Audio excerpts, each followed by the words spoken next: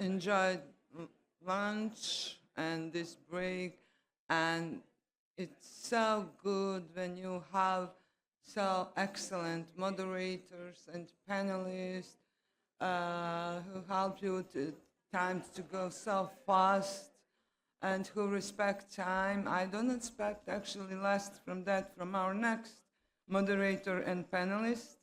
Now we are moving to the thematic block 2, and we will continue with the panel discussion on regional cooperation, recognition, and labor mobility. And the discussion will allow us to further explore how labor mobility can be better supported through timely skills recognition, stronger institutional cooperation, and more effective integration of foreign workers into labor markets. Through policy perspectives, operational approaches, and practical examples, the panel will also highlight the important role of public employment services in ensuring transparent, efficient, and fair labor mobility. This panel will be moderated by our dear Ms. Živa Štiglic, Head of International Department from Employment Service of Slovenia. Her responsibilities include the implementation on interstate labor and employment agreements, as well as cooperation with labor market stakeholders and public employment services from other countries. Previously, she led the Central Office for Employers and at the Employment Service of Slovenia, where she focused on developing new approaches and services for employers and strengthening employer engagement. She also brings extensive experience from NGO sector in project management and advocacy, and has worked as a socio-expert, supporting the development of inclusive, effective, and sustainable employment and social protection system through international knowledge sharing and capacity building activities. Dear Živa, the floor is yours. Thank you so much, Sanela. Good afternoon, everyone. We have this honor to have this last panel of the day that also is at the best timing of the day after lunch, the most beloved timing of the conference. Firstly, thank you to the organizers for organizing this wonderful event in this beautiful city. And welcome to the panel, Labor Mobility and Skills, from Recognition to Integration in Practice, Regional Cooperation, Recognition, and Labor Mobility. You know, labor mobility is actually one of those things that everyone agrees about, in theory. Countries need workers, workers need opportunities, economics needs skills. Perfect. And then someone says, okay, now let's discuss recognition procedures, interoperability, administrative coordination, qualification frameworks, and suddenly half of the room needs a coffee. This is why this panel matters. This is why discussions like this matter, because behind technical terms and procedures are very real people, very real labor shortages, and very real economic needs. So today's panel is actually about how we move and how we moved from good intentions to practical solutions, and how we make mobility work better, faster, and more fairly for both workers and employers. And I believe we have an excellent mix of perspectives for that conversation today, from institutions, practitioners, and international partners working on these challenges every single day. So let us begin. First, I would like to give the floor to Ms. Andrea Frkanova, who is going to present to us a topic of unlocking migrant skills, timely support for inclusive labor mobility. Andrea works as a labor mobility coordinator at the International Organization for Migration, Regional Office for Europe and Central Asia. And she has over 10 years of experience in migration and integration. She supports IOM country offices on a range of topics, including labor mobility and social inclusion. While at IOM Slovakia, she co-managed the Migration Information Center, offering migrants free legal, social, and employment counseling, as well as support for further education and inclusion. Andrea has authored and co-authored several publications and training materials on asylum, labor migration, and integration policies. She also coordinated the Slovak National Contact Point of the European Migration Network. So what we're going to hear first is the first presentation is going to set the strategic framework for labor mobility, and is going to emphasize that the success of mobility depends on its timely and effective recognition of qualification and skills. Key challenges include slow recognition systems, skill mismatches, and underemployment. So, Andrea, the floor is yours. And we agreed that also we're going to be timely in 10 minutes, because I think that the best panel is the panel that ends on time. So after 9 minutes, I'm going to discreetly start waving like this. A little bit taller. Okay, hope you can hear me. Thank you so much, Živa. Thank you so much. I'm very happy to be here. It's my first time in Sarajevo and enjoyed very much. Thank you very much for the organizer, for VAPES, and for the Labor and Employment Agency for inviting me to speak here. I know it's after lunch, and we had also in a previous this panel discussion on attention span, so I'm really going to be brief. And I will start first with the digestion of statistics. IOM has released last week our World Migration Report, and I just wanted to share some data which I think are relevant and interesting also for you to hear. So there is an estimate there is 304 million migrants worldwide. From 304 million migrants, the estimation is 167.7 million of international migrant workers, which is quite a big number. But I think another number is even more bigger and important. There is 905 billion in remittances, which migrant workers contribute to communities and economies. So we see that migration really contributes significantly to sustainable development and innovation, also through innovation, labor mobility, skills exchange, but also diaspora engagement. Interesting also number, because it was mentioned I'm coming from regional office in Vienna, which is covering the EU member states, Western Balkan countries, and Central Asia.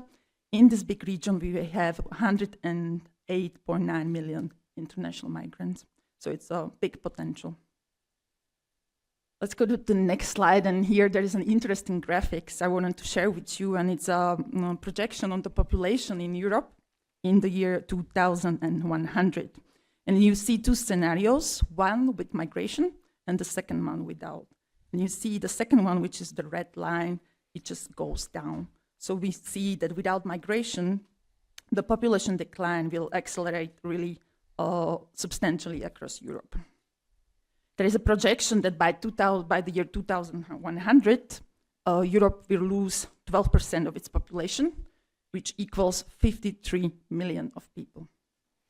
Another reality, and it was also mentioned before by the panelists, is AI, which is really shaping and transforming jobs and tasks, but some of them will still continue to rely on human labor.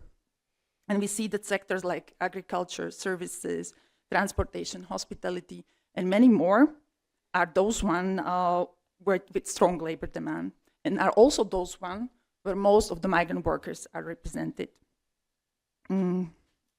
Of course, in those sectors, there are also projected several labor shortages. So it's important to really recognize that migrant workers remain essential in those sectors facing labor shortages. Let's go now to this labor mobility cycle.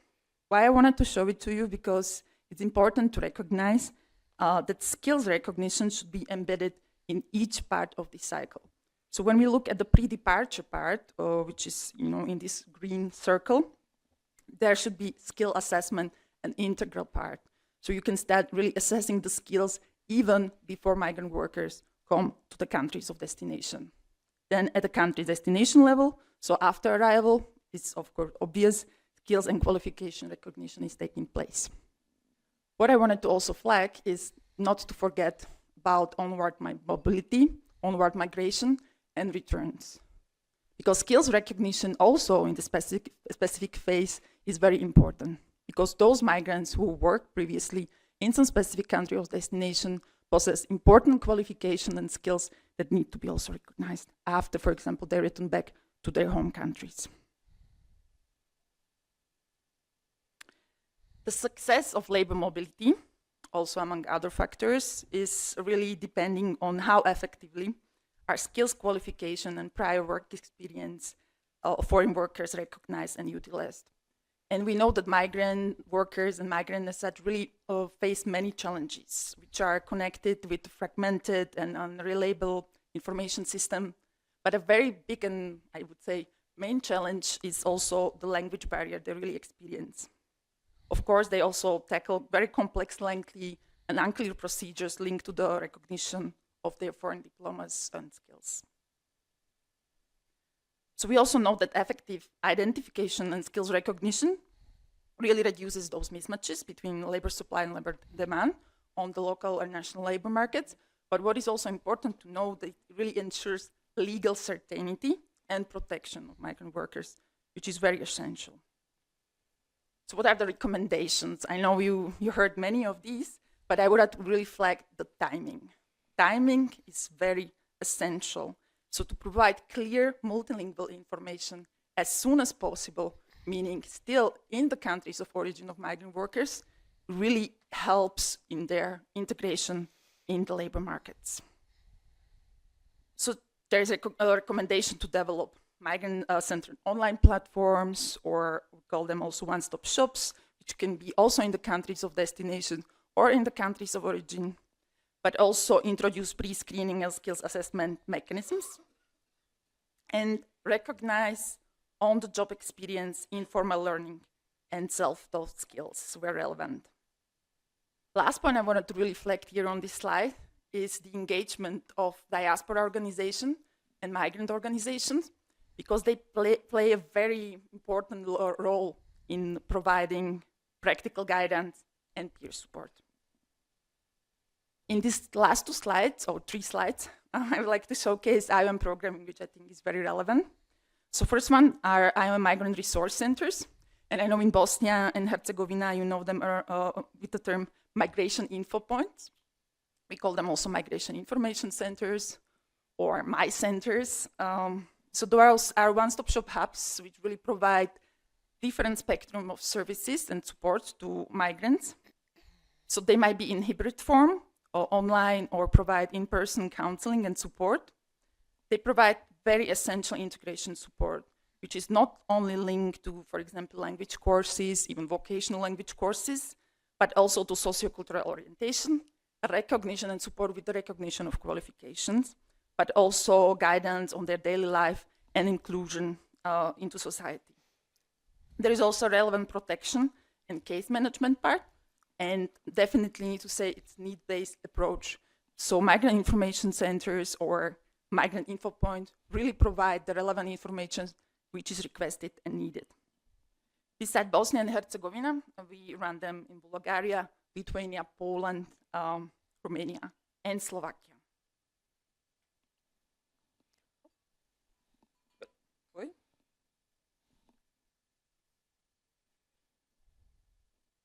Something happened. I have still two slides. Yes.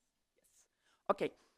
Another example of our programming are so-called skills mobility partnerships, which are bilateral or multilateral agreements that combine skills development with managed migration pathways, really placing skills recognition and training at the center. So they basically are win not only for the country of destination, which is filling the labor shortages of the labor market, but also for the country of origin of migrant workers, for the migrant workers itself, communities, but also for the employers. In IOM, we have developed like a big training package with recommendations on skills mobility partnerships, but also training manuals, and there is also this online course which is available to interested stakeholders. In my last slide, I would like to present concrete examples of those skills mobility partnership.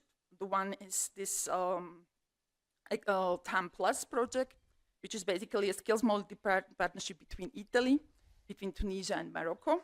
It is covering construction sectors and mechatronic jobs. What is important that trained participants really not only get the specific technical expertise, but also during the skills mobility partnership get the relevant support for the movement, pre-departure orientation, post-arrival orientation, language education support, etc. What I would like to also mention, and it's the last thing, is a currently project on skills mobility partnership we implement with Austria and Egypt. What's interesting, that there are these two tracks.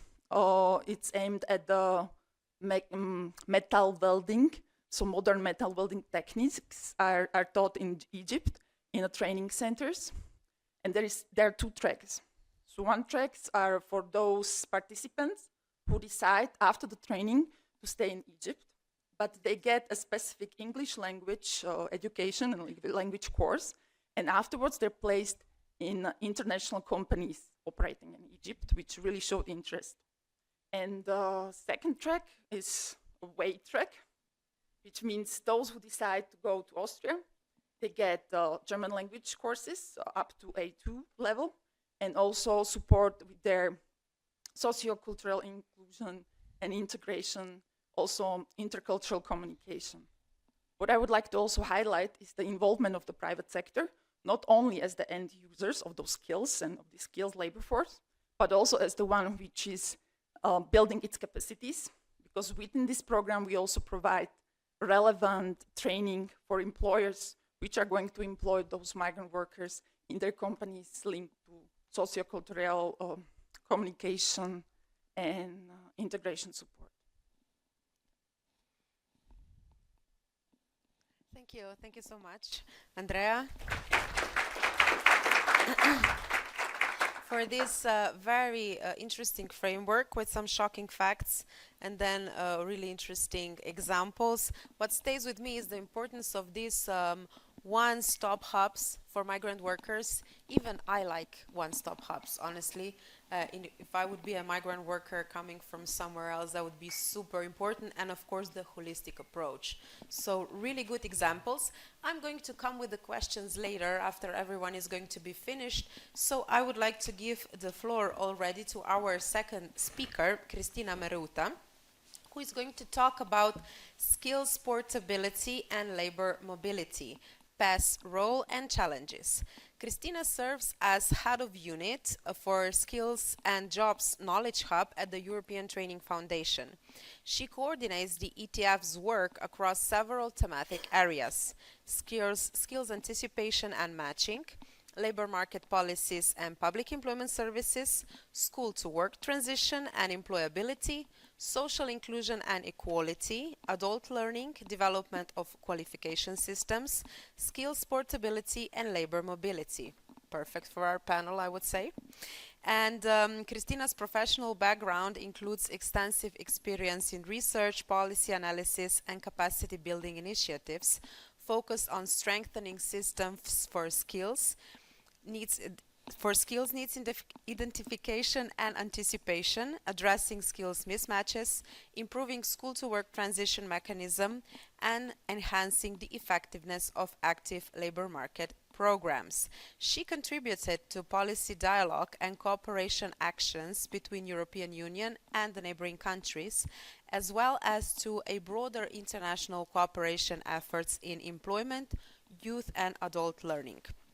The second presentation is going to translate the concept of skills recognition into policy and institutional responses.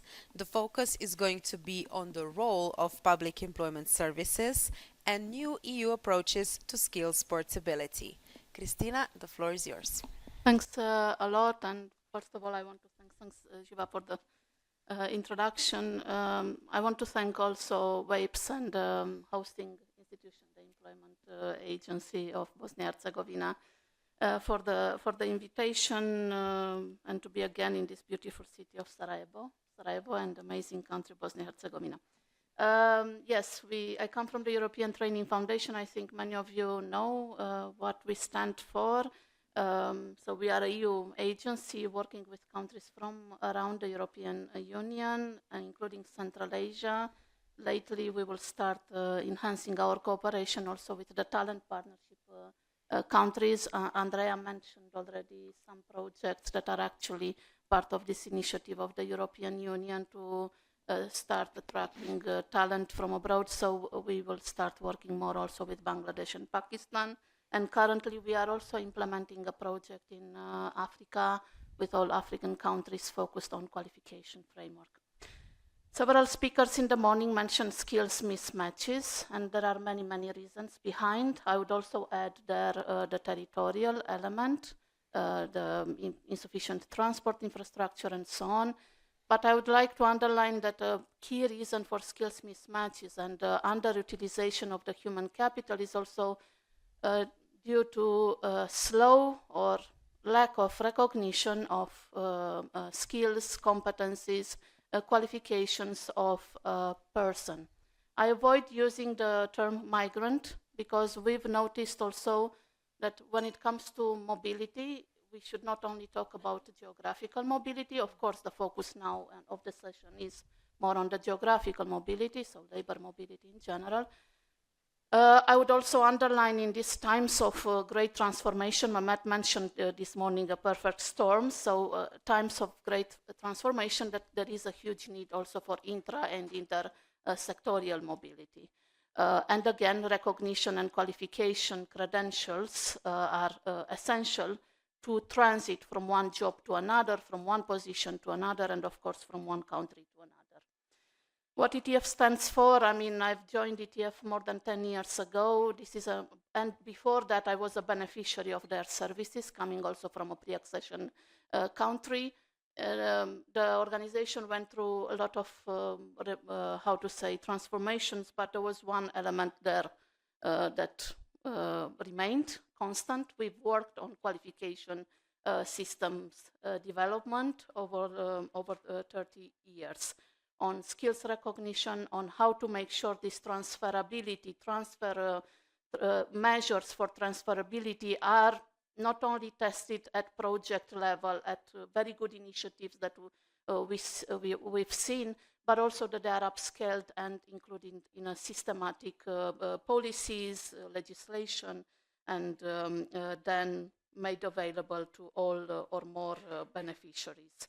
Of course, Živa mentioned, and I think many of you participating in the EU debates, you've noticed that the skills portability has been pushed in terms of prioritization. Just to remind you, the Union of Skills communication last year, but even before that, you'd always see this element of prioritization of the labor mobility.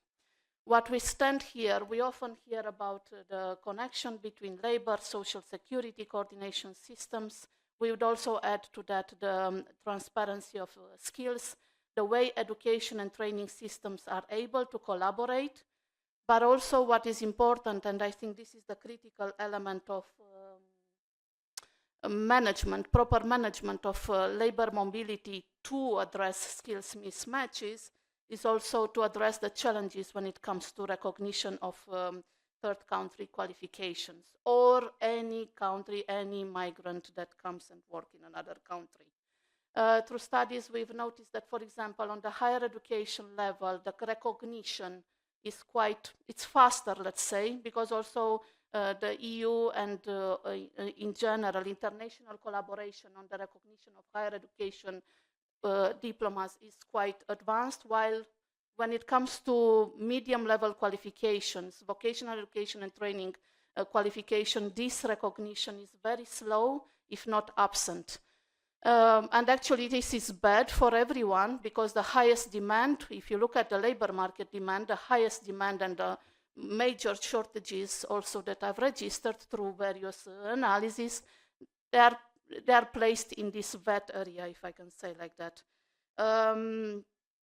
With a study, we tried to also quantify, and this is quantified, that the burden on a migrant is that he or she needs to follow all the process.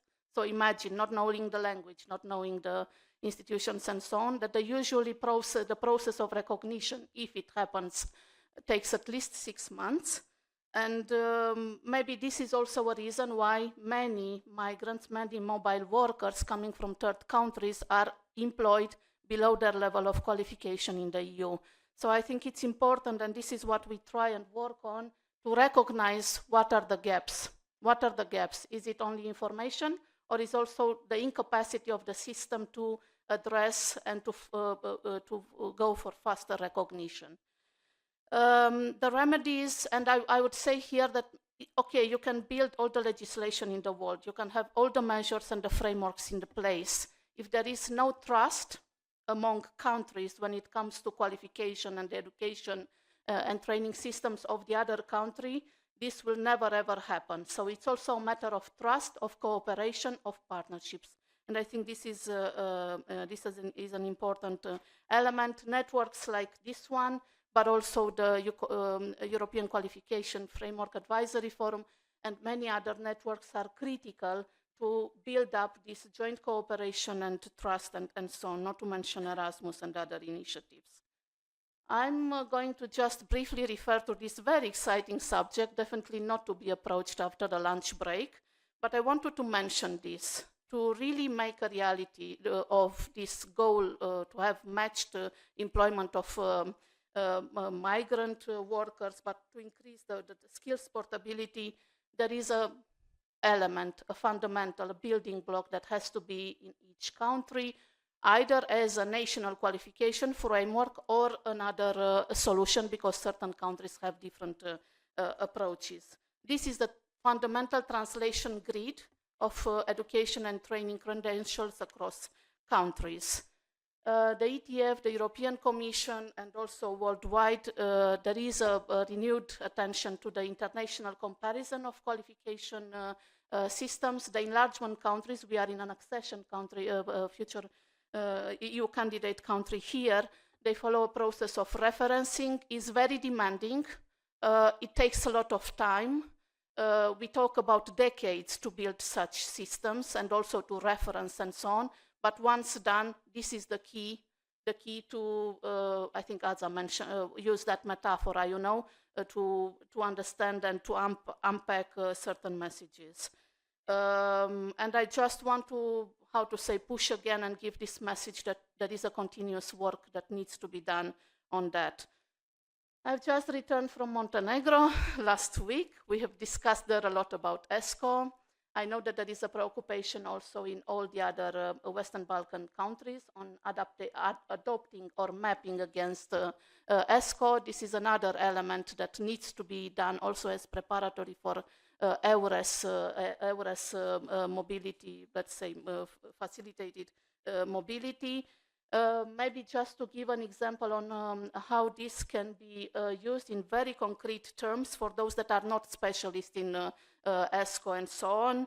ESCO is critical for the EURES portal and for the communication of vacancies and job seekers and so on. It's critical also for the Europass profile. It's also critical to do this type of analysis like what we've seen in the morning as well, using big data analysis and so on. I would say that it's also critical, maybe it's a bit less, big data are less used, they're more maybe for nowcasting than for pure forecasting, but they are essential to look at this data to understand the transformations, the qualification, the skills profile, and so on. Finally, ESCO is critical for comparability and transferability, let's say, of the data. I skip because I see Živa is very stressed. I just want to give an example that beyond, saying we need to recognize, we need to just to understand what recognition means.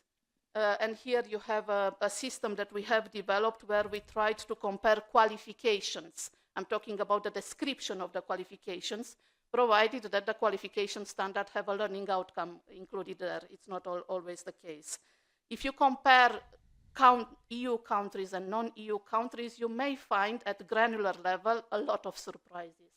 And the surprises here, for example, I think here it's more visible.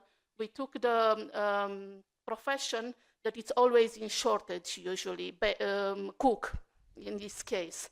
And we've compared the Germany definition or profile of cook compared to the all the other countries that we have included here, Tunisia, Ukraine, and so on the same type of, let's say, or profession or qualification standard.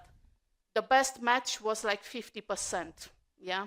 So there is a need to work also and to pay attention to the definition of the qualification profiles. It's not always easy.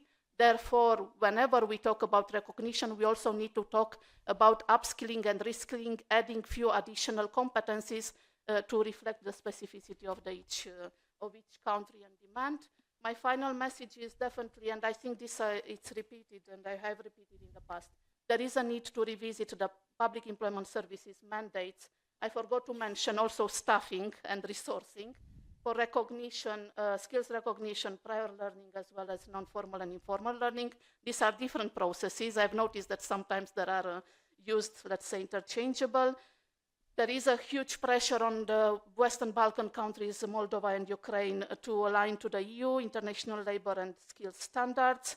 The social dimension of incoming and outgoing migration is not yet there, and I know that PES, they try to make some efforts, but due to the resourcing and staffing, maybe this is not easy.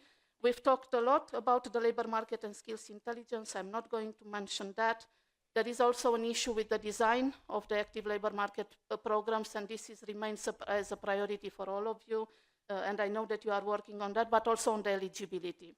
And finally, you know, all the qualification systems reforms that are delayed, and we have countries with such delays, are actually impacting the performance of the public employment services. So I only expect that from your side, you continue to put pressure on the education and training ministries. Sorry for taking longer than accepted. Thank you. Thank you, Cristina. Sorry to push you guys, but this is the panel that is standing between us and the end of the day. So what stays with me the most maybe is your initial thought that mobility is not only geographical, but also intrasectorial, and this is why skill portability is so important, and please do continue to push us in this direction. And next up is, I changed here some, sorry. I have you here. All good. Next up is my colleague from İŞKUR, Ms. Meltem Anduse, who is going to present us a topic titled Integrating Foreign Workers into the Labor Market, PES Tools and Institutional Coordination. The İŞKUR Approach. Meltem is a senior employment expert at the Turkish employment agency İŞKUR within the Department of Foreign Relations and Projects. She has dedicated 2 decades to the advancement of labor market services and employment policy in Turkey. Her professional journey began in 2006 at the İŞKUR Provincial Directorate, where she gained 6 years of intensive field experience in labor market operations. In 2013, she transitioned to the General Directorate's Department of Employment Services. During this tenure, she focused on job matching services, the employment of disadvantaged groups, the regulation of private employment agencies, and the strategic organization of national job and career fairs. Since the beginning of 2026, she has taken a role in the Department of Foreign Relations and Projects, coordinating projects centered on the integration of refugees into the labor market and social life. This third presentation is going to address the operational level of policy implementation. So you see, we're going to the operational level now. Through the example of İŞKUR in Turkey, it is going to present a public employment service tools as user registration, skill profiling, matching, and institutional coordination. And Meltem is going to demonstrate us how labor mobility policies are translated into concrete operation models. Meltem, the floor is yours. As we approaching to the end of the first day, it will be difficult to stay full concentrate. But I feel like on behalf of all of us, we are not together with Gen Z. And I'd like to start with Mr. Živa. Thank you very much for your kind introduction. And good afternoon, everyone. I'd like to express my gratitude to all organizers for bringing us together such a great conference here. Also, it's a great pleasure to be here on behalf of my organization and to have the opportunity to share my experiences, our experiences with you, with my esteemed colleagues. As many of you know, and as my director, Mr. Altun, mentioned in his opening speech in the morning, Turkey hosts the largest migrant population in the world, as you know. And today I would like to share the Turkish experience in terms of labor migration of foreigners and also institutional coordination and how public employment services played a critical role. I will emphasize this. And public employment services are not traditional employment institutions anymore. They are now key actors in social cohesion, economic resilience, and inclusive development. In this context, my organization, Turkish Employment Agency, widely known as İŞKUR, develop an approach. That approach combines registration and profiling systems, job matching services, job and vocational counseling, applied training programs, and on-the-job trainings, and active labor market programs, and large-scale international cooperation projects. I will explain later in my presentation. When we look at the outline, my presentation will focus on three main areas. First is I will start with registration procedure of foreigners, and then I will continue with the employment active labor market programs for foreigners, and then I will share with you our projects with good outcomes, called Step 1, Step 2, and ISKUR projects. If we look, first of all, registration, effective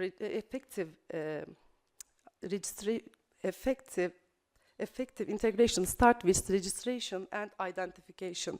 So the foreigners who wish to get benefits from our services must be firstly over 14 years old. This comes from Turkish labor law, and this is legal working age limit. And also have valid identity number, which is given by Ministry of Interior, and also holds a valid residence permit.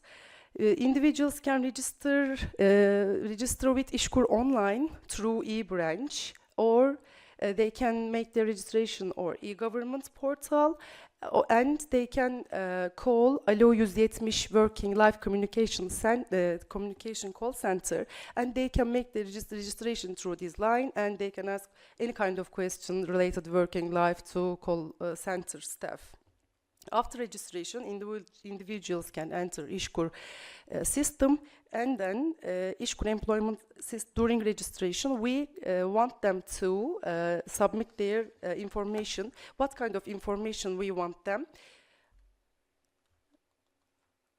While they are creating their curriculum-wise, educational background and occupational experience, skills and qualification, and certifications. When job seekers fill their resumes, we want them to give comprehensive data, ensuring the perfect job matching. And when we come to employer engagement and job matching system, employers can post their job postings on İşKUR online direct by themselves, and they can convey their needs and requirements to their job and vocational counselings to be posted on İşKUR online also. But before this, as job seekers, employers must be a member of İşKUR portal also. They can pass this registration procedure also. And just just as job seekers, the more detailed job posting is, the better matching will outcome. So we encourage employers to provide comprehensive requirements descriptions to us. And through this system, we assure that job seekers' qualifications and employers' needs ideally matched. Beyond our standard services, I would like to give information about our projects. I will start with first one is support for transition to labor market project is step 1. At the end of this project covers labor access for foreigners under temporary protection, foreigners under international protection, and also Turkish citizens. At the end of this project, more than 30,000 participants received our active labor market programs. And as a follow-up project, this project was between 2018 and 2022. As a follow-up project of step 1, step 2 also support for transition to labor market project step 2. Again, target group is the same, was launched in 2022. And this project operates in provinces with high refugee populations, Istanbul, Ankara, Gaziantep, and etc. This project consists of 2 main components: active labor market programs elements and institutional capacity development. Under active labor market programs components, we provide counseling services, applied training programs, which last 6 months in general, and this is critic here, 50-50 participation rates between Turkish citizens and foreigners. We want them to participate on this ratio. And we paid them a daily allowance, and at the end of 1 month, it reached minimum wage in Turkey. And also, in case of full attendance, minimum wage. And their general health insurance and short-term social security premium are also covered from project. And when we look at the statistics, as of April 2026, over 26,000 people received counseling services, and 25,000 participants joined applied training program, and 10,000 of them transitioned to the permanent employment, which is very good for us. And here also I would like to draw your attention. When we look at the outcomes, 40% of participants come from women's participations in terms of participation's gender. We give importance to this issue also. This project also reduces, on the other hand, reduces the ESSN. It's called Social Assistance Program in Turkey and given by Turkish Red Crescent and Ministry of Labor and Ministry of Family and Social Services. And when we pass to other, yes, I will try to stick the, yes. Then ISKUR project, I will give information about ISKUR project. It's the continuation of also step 1 and step 2. The components are nearly the same. It's ongoing project, and ISKUR project, the different part of this project is we here give child care for women mother participants because you know mother participants have a burden of care responsibilities, and also we as İşKUR try to relieve their burden by sharing this burden. And the last thing I would like to share with you, in this journey we face with some challenges and we learn some lessons. When we look at the challenge, we see language barriers, skills mismatch, limited employer demand in some sectors, lengthy international procurement procedures. And also we have learned lessons what we see. Successful integration requires digital and data-driven systems, strong local coordination, employer engagement, targeted vocational training, and sustainable institutional partnerships. In closing, public employment services must not act only intermediaries, but also coordinators of these inclusive policies. Thank you very much for your attention and time. Look forward to our discussion. Thank you. Thank you. Thank you so much for this presentation where we could actually see a great practical approach that covers the policies and frameworks that we have been discussing in the beginning. And now we are already with our fourth topic, implementation of the Interstate Agreement between Bosnia and Herzegovina and Slovenia. Ms. Anka Rode, Head of Labor Migration at the Employment Service of Slovenia. With over 35 years of distinguished service at the Employment Service of Slovenia, Anka Rode is a leading authority in the field of labor migration and international employment policy. She is the director of the Department of the Employment of Foreign Nationals, where she has played a pivotal role in shaping Slovenia's strategic approach to workforce mobility and labor market integration. Throughout her career, she has been actively engaged at the highest level of intergovernmental cooperation. She serves as a member of bilateral and multilateral commissions overseeing the implementation of international agreements on the employment of foreign workers, contributing to development of fair, transparent, and sustainable labor mobility frameworks. Her expertise extends across key national policy domains. She is a member of the Strategic Council for Healthcare of the Government of the Republic of Slovenia, as well as multiple interministerial working groups addressing critical challenges such as trafficking in human beings and the cross-border provision of services. Renowned for her strategic vision, institutional leadership, and unwavering commitment to ethical labor mobility, Anka Rode stands as a respected figure in both national and international policy arenas. And what we are going to listen to is going to be a case study of the agreement between Bosnia and Herzegovina and Slovenia, which illustrates how all previous elements are integrated into a real bilateral framework.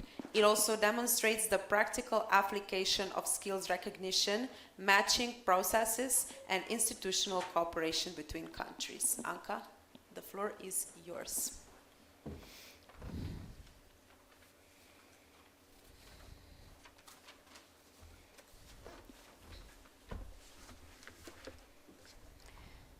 Hello, everyone. Today I will present the implementation of the bilateral employment agreement between Bosnia and Herzegovina and Slovenia. This agreement represents one of the key mechanisms for regulating the employment of migrant workers from Bosnia and Herzegovina in Slovenia. The agreement was ratified in 2012 and was later in 2017 amended in order to simplify employment procedures and improve the legal protection of migrant workers. The agreement applies to citizens of Bosnia and Herzegovina entering employment in Slovenia for the first time and defines the conditions, procedures, and cooperation mechanism between the Employment Service of Slovenia and the Labor and Employment Agency of Bosnia and Herzegovina. Before legal framework, some statistics.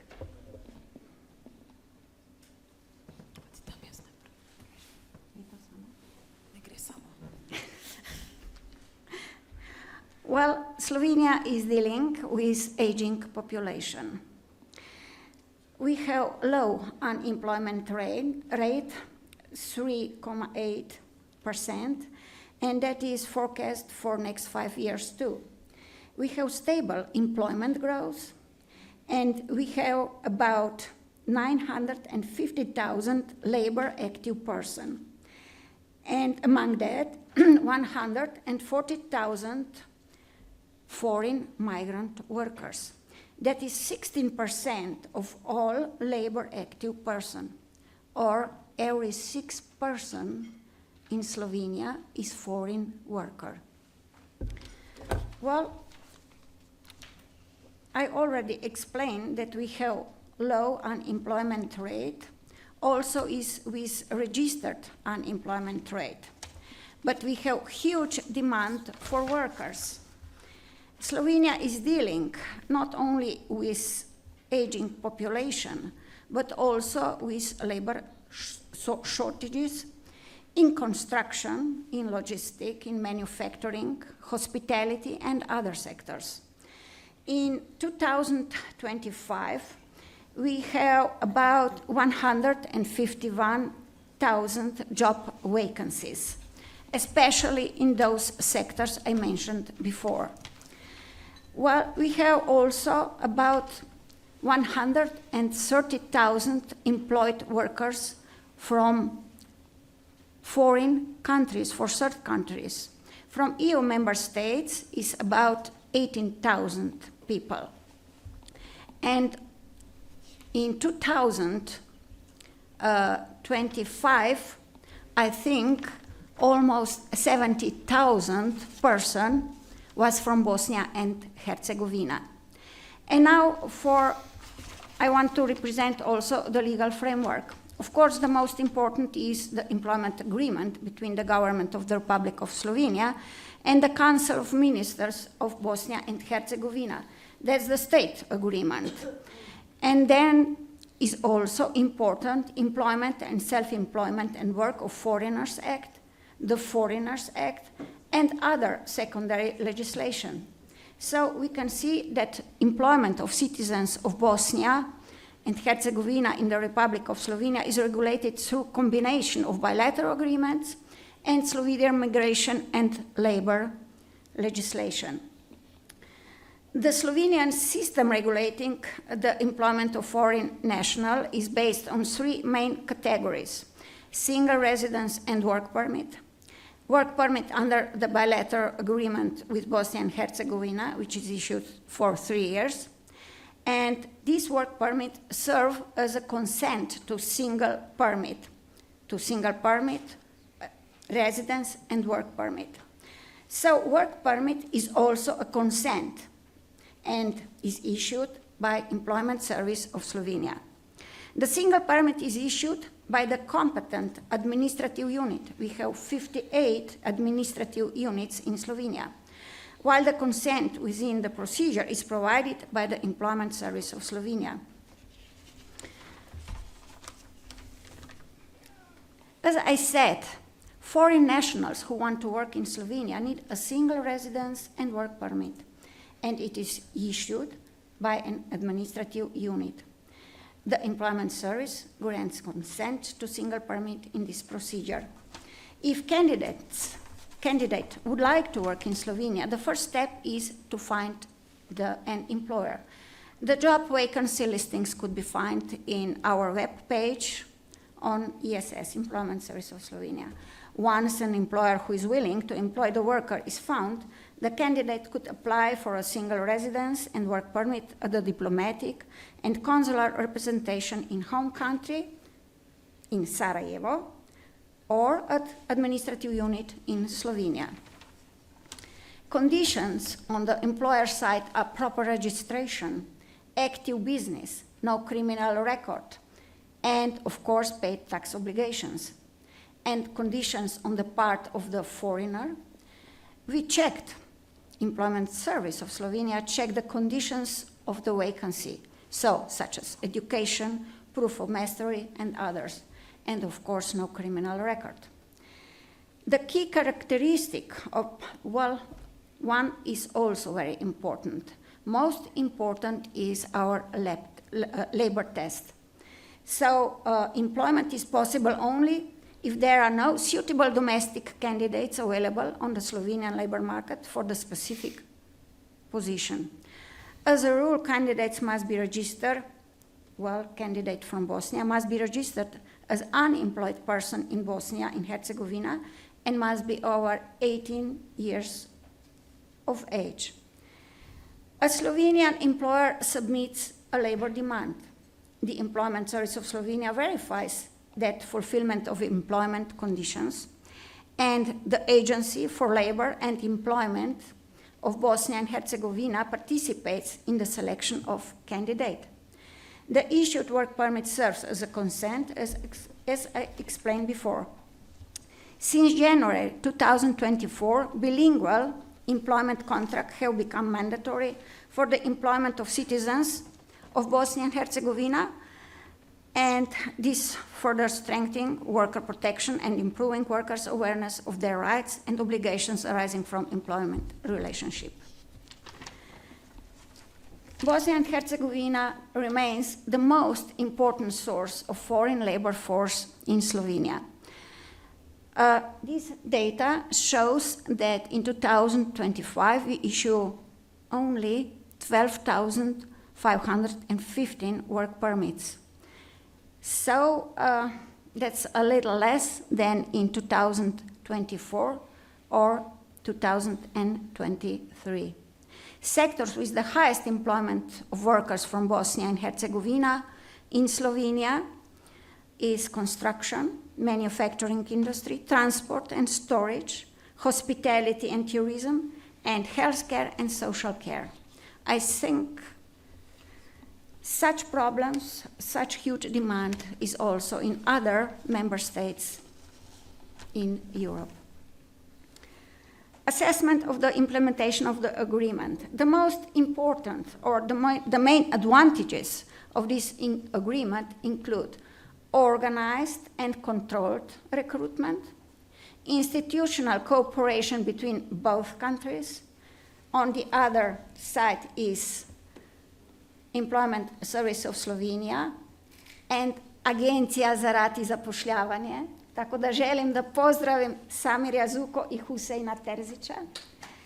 Those are persons we work together very closely for all those years.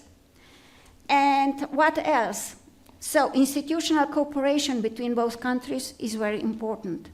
Faster procedures following the 2017 amendments, stronger protection of migrant workers, greater predictability for employers. Okay.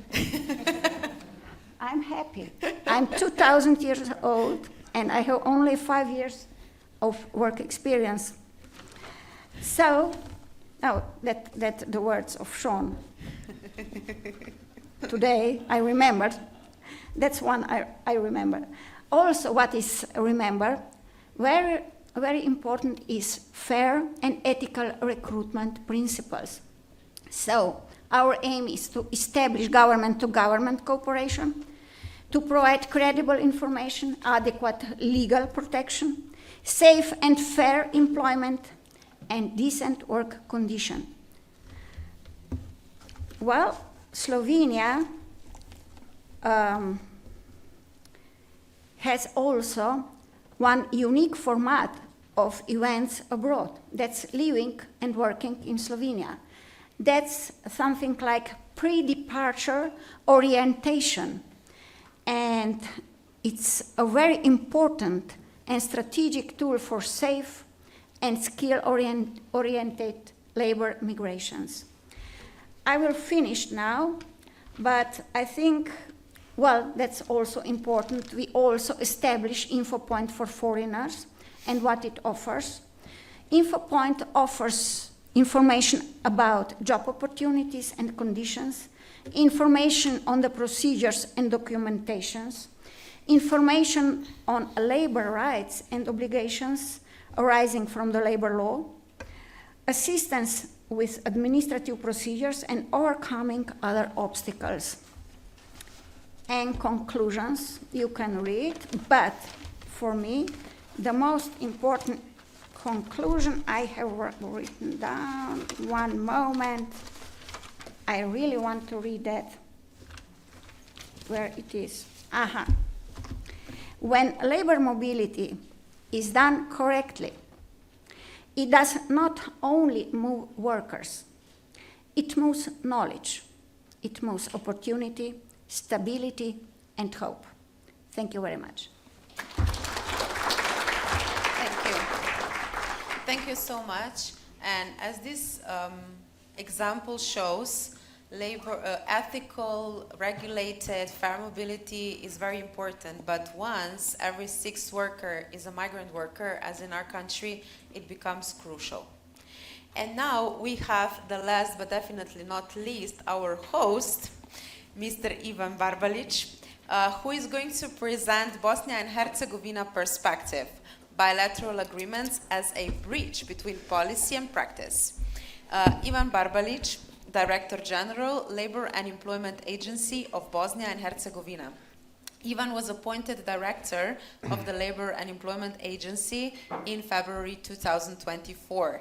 He previously served as the Bosnia's ambassador to Russia and UN, and he presided over the UN Security Council in January 2011. He was chief advisor to the Sarajevo Canton Prime Minister and held roles in European integration processes. Ivan holds degrees from the University of Bridgeport, the University of Sarajevo, and Harvard Kennedy School. He co-founded ACIPS and has held leadership roles in several organizations promoting... It's so long. It's okay. I'm sorry, but Ivan, you wrote it. You sent it to me, now you listen. Next time, write a shorter one. Yeah, I'm gonna make it shorter next time. I promise. See, lessons learned. So this closing intervention is okay. I give up. The floor is yours, Ivan. The floor is yours. Thank you, Živa. Okay, I'm gonna be short. Really, at the previous management board of VAPES, and we are proud to be members of the management board. I think we had a really good discussion to actually see the potential to focus the topic of labor migration more deeply into the VAPES as organization. That was one of the suggestions I had. I think it was positively received by the other colleagues, because I really believe that eventually, if this process that I find extremely important, as we heard from all the speakers, I think that a large chunk of burden is going to be at the labor employment agencies, right? And I was not, and that's one of the reasons we suggested actually to have this panel, because I really believe that we believe that actually VAPES should have more focus in the future when it comes to labor migration, and find the proper solutions and answers to this broad area. I was motivated, I started to think about this at one of the European PES networks that we've been kindly invited. And I really realized how much European countries of European Union actually are really struggling to find every single niche to find the labor, and trying really to put all the talent and effort to somehow to mobilize the ones who are not looking for jobs, needs, etc. But basically the answer eventually is labor migration and looking where the labor is. But of course, quite a higher significance for this is what we have experienced as a country. And I always mention this triple paradox that we have currently. On one hand, we have people leaving, and you could see in this particular example how dynamic our exchange with Slovenia is. On the other hand, there's a growing demand from our employers to bring foreign workers, and it's really a strong demand. And on the third side, we have still a relatively significant percentage of unemployment, but especially it's a significant percentage of those who are not looking for jobs. So that tells us that something is not really going in the right direction. Again, you heard about our experience with Slovenia. It's really great. But it also takes an effort for us to explain our public that this is a good thing. Just last Sunday, there was an article in one of the most popular portals where they said that our agency is exporting the workers.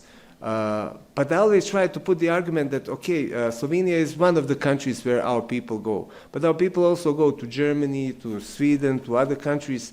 But Slovenia is the country where we know the exact number. We know who are those people. We know that those people are protected by the labor unions. We can communicate clearly on the demand of Slovenia as well to protect that people who go are the ones that couldn't find a job in Bosnia, etc. So there are many benefits that we find with this process. And once I was asked by a journalist, why are we doing this? And I said, with Slovenia we know the number, but with other countries we don't. And in that regard, I think this is a good example. And for that reason, I really believe that VAPES should maybe get deeper into it, do some research, and see what we can do about what are the right solutions for the future? Because process of labor migration is going to continue. That's a tide that cannot be stopped. That's a reality. But I think as waves, because bunch of the burden will eventually come to labor employment services. I think as waves we could look at what can we do to find the proper models, to promote the models, to try to standardize certain things.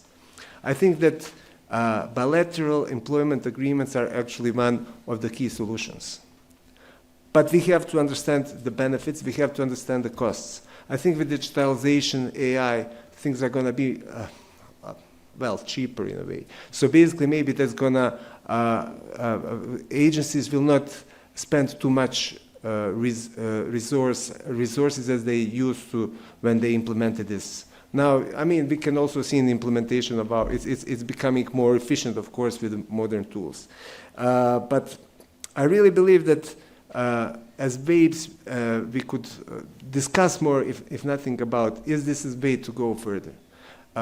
Because on the other hand, our experiences, we discussed with the countries that are countries of the origin, and now we are becoming country of destination. We went, for instance, to Egypt, and realized, I mean, it's such a power of the demand and supply, and they have a supply, and they're really doing everything to prepare, to show that they have a quality labor force. They're ready to prepare these people. They're ready to guarantee for these people. They're ready to do the agreement in order to actually respond to this supply-demand disbalance that currently exists. And this is something that's going to be happening in the future. So for us, understanding this, understanding the benefits for both countries of origin, countries of destination, and for the workers, that's going to eventually be protected. That's going to, they're going to get the right, they're going to have their rights protected, I think, and that's one of the gray areas that exist everywhere. I think that these agreements really offer a lot of benefits. They are not maybe sometimes popular, especially in the populist messages. Okay, we have to, but I mean, in the long run, this is a fair deal. Countries of origin, destination, supply and demand, they're going to eventually get into a certain balance. And I truly believe there's no other organization than WAPES that eventually will carry the burden. And I think membership will carry the burden. And I think it's a time now that in the WAPES we start researching into this, trying to figure out what are the right models. Let's try maybe even to standardize and promote this, because this is fair for both sides of the process. And I think this is the best deal for workers that are the core of the labor migration. Thank you. Thank you. And yes, we have already discussed this on the management board that really the time is now to start exploring the further, how can we go further as WAPES, also in the area of labor migration and agreements between countries. So I am very glad, my punctual side is very glad that we are actually doing it on time, and we still have 20 minutes for discussion. So I have prepared, Uppsala, some questions for my panelists, but also you have an opportunity to ask the questions. And they told me that I have to check this phone, which is kind of weird to check like for phones that are not yours. But let's see if we got something. Oh yeah. So we are going to go with the audience questions first, and then if we have time, my questions. So I see a question for Andrea. How is IOM helping undocumented migrants map and verify their skills digitally, especially when they lack official identity papers?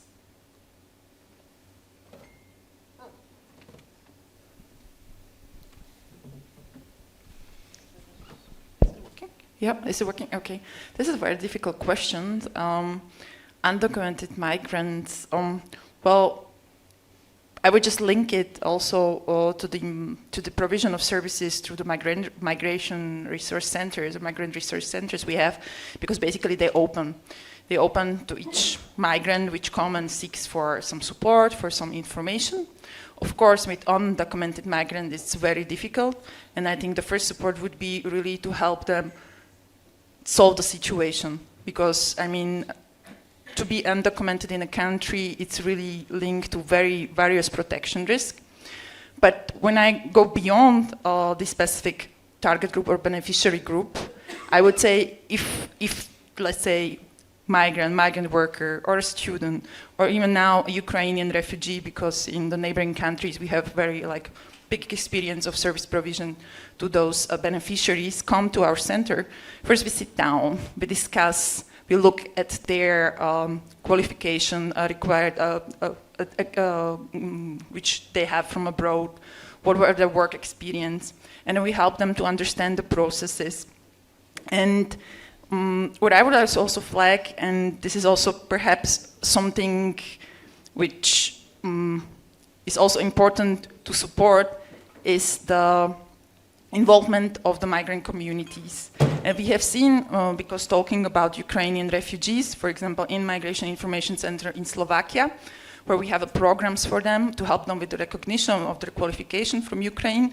And we have seen that there are many, for example, doctors, many teachers coming to Slovakia, but they're not really, the recognition is such a lengthy process, and they start working really on positions which are completely below their qualifications. And it's very difficult for them to also get this recognition recognized because of these several exams they need to pass and language education.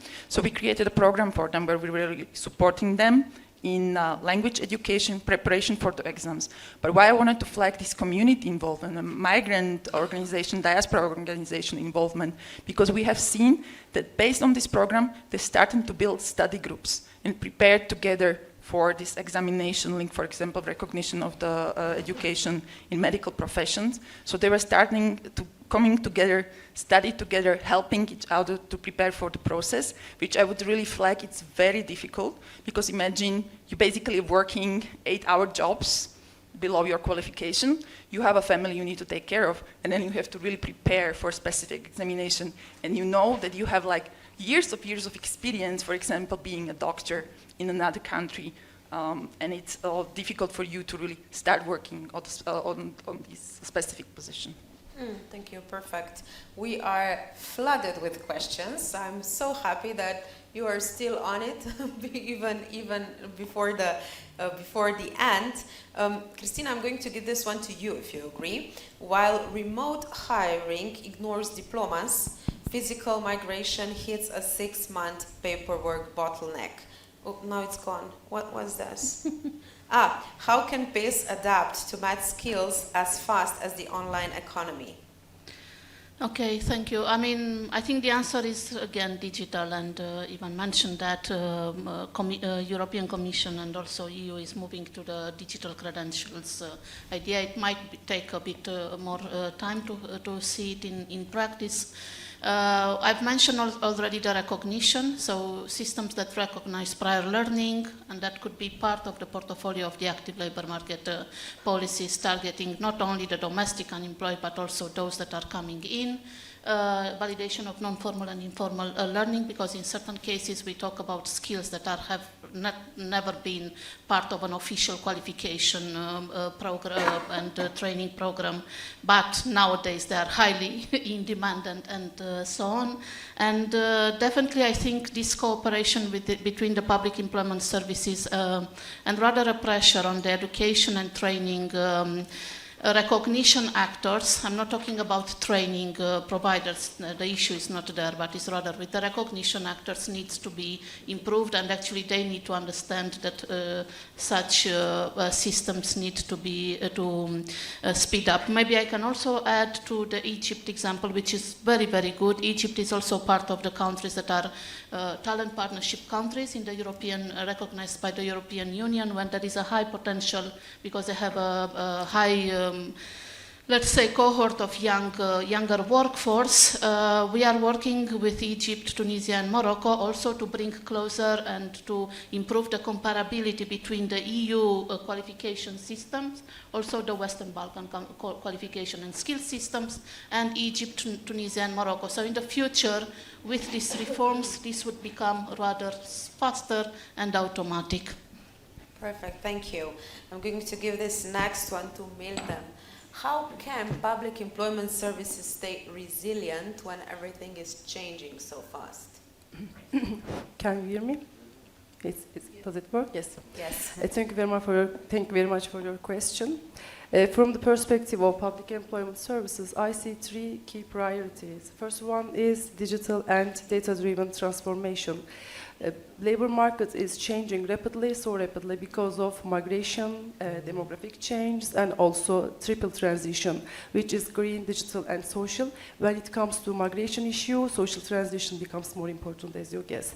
And the second important point is skills development and lifelong learning. These two phenomena are also becoming increasingly important, and so public employment services public employment services is not job matching is enough for them. So they need to support vocational training, language courses, soft skill courses, and upskilling, reskilling programs. They need to support these programs, and also as public employment services we need to integrate aging populations and labor mobility into our policies. While we are developing policies, we need to take this into consideration. And the third, and for me too, the most important part is coordination, partnerships, strong partnerships and coordination. Migration doesn't affect only one side alone. It affects multiple parties at the same time, so we need to establish good partnerships and strong partnerships at local and central level, and also national and international level. We see from the feedback from the field. Also, we listen to the feedbacks from the field. So we try to keep these establishments long, and public employment services act also coordinators of these cooperations. And the last one is, as a last word, as İŞKUR, we believe that one size doesn't fit all. So we tailor our services according to the needs of the global trends. And always right policy for right person is essential for our effective social policy. Thank you for your question. I hope I answered it clearly. Thank you. It was great. Yeah, thank you. Anka, what do you think is the most important benefit of the agreement that you have been talking about?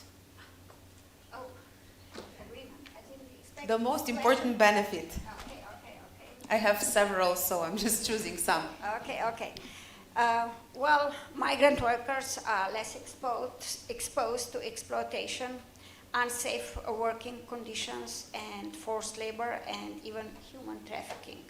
This agreement contributes to safer and more dignified labor migration for all parties. But very important, not only employment agreement, very important is also agreement on social security between Republic of Slovenia and Bosnia and Herzegovina. And it improves social protection of foreign workers, their pension right, health insurance, and other social security benefits are recognized and coordinated between both countries. And of course, that guarantee equal treatment. Equal treatment in Slovenia and equal treatment in Bosnia. And that's also the answer for other questions from public, because we have the same agreement, specific agreement also with Serbia. And I think that's the main answer for those questions. Why? How can we attract unemployed person? The most important rule in the agreement is that we focus on unemployed person. That's all. Perfect, thank you.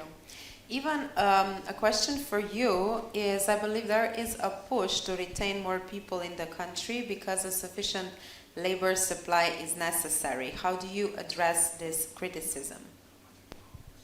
It's difficult.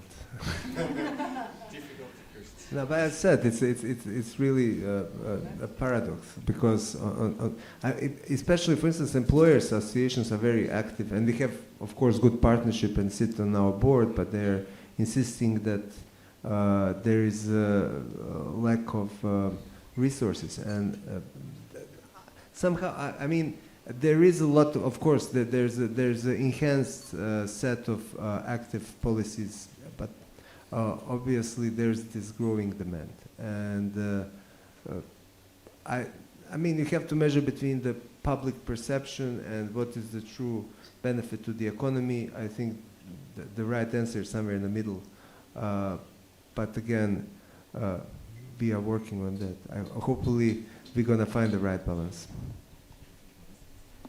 Thank you. Now a question for everyone, so anyone can answer, more than one of you. Does anyone have good practices for fast and reliable testing of migrant digital skills? No. No.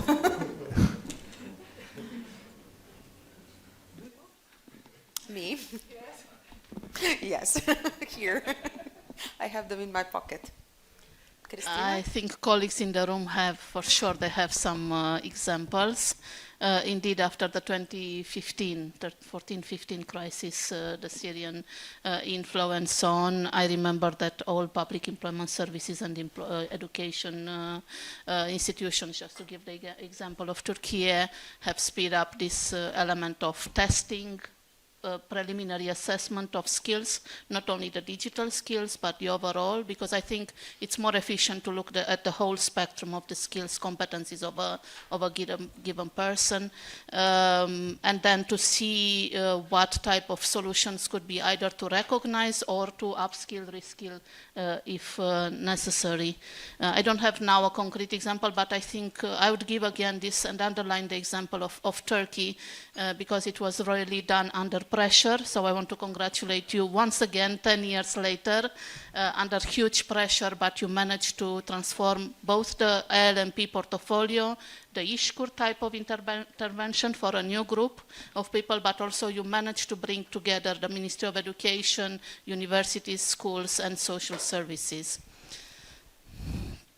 Plus, I know that the EU had also an initiative, I remember, a testing platform and so on.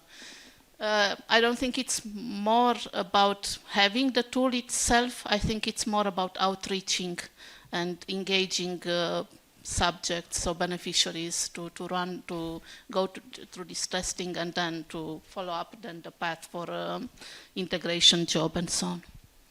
Well, we have one really good question that I'm going to have each of you to answer, so we can just go the same order that we were having the topics.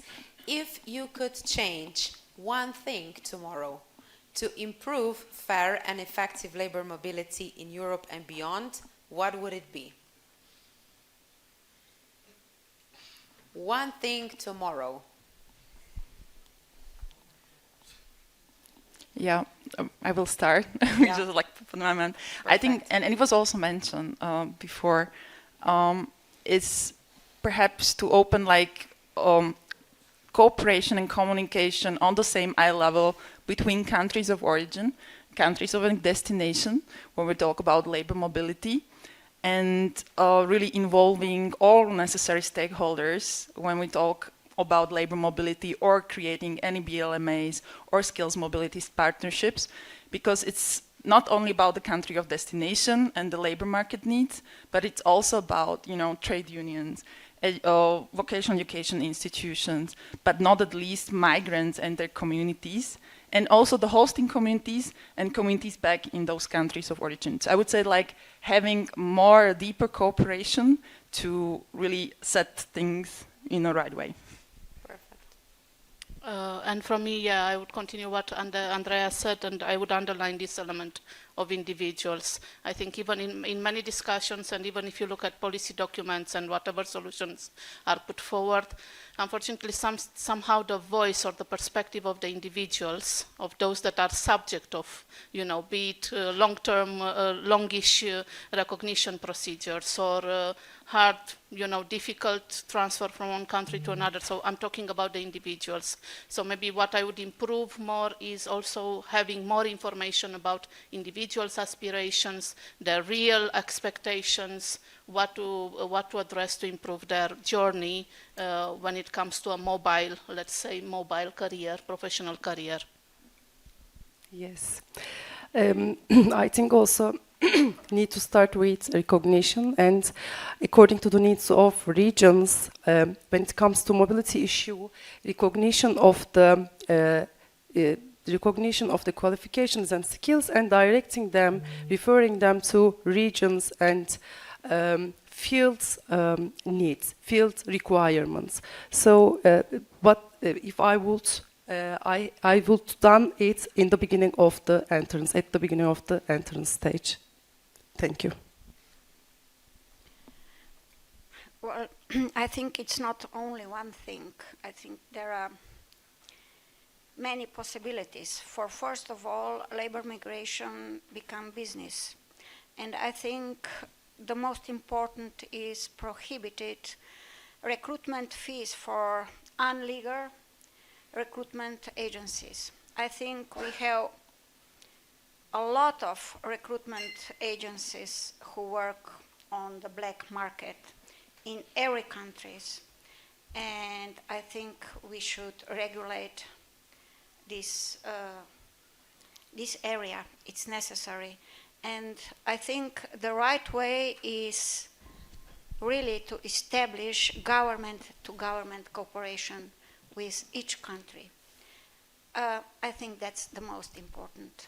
And to protect workers as a human being, not as a, I don't know, as a object to exploit them. Well, I just wanted to say you took. No, just I think at the end that the answer that the question hides the answer. I think it's important that we realize that in reality there is only one European labor market. I hope you understand what that means.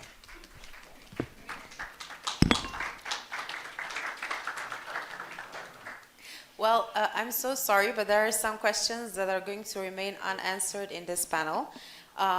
But the good news is that my colleagues are not leaving, are staying for today and tomorrow. So if your question was not answered, you can catch them after this session, in the evening or tomorrow, and you will not leave without an answer. I remain with my initial thought that the best panel is the panel that ends on time, and of course I want this panel to be the best. So we are finishing, and I think that we have shown some very good policy frameworks, some very good practical solutions, and the need to continue, because of course we do not have all the answers, we do not have all the needs covered, and the need for this debate remains. So hope to see you soon, somewhere else, if not at dinner. Thank you.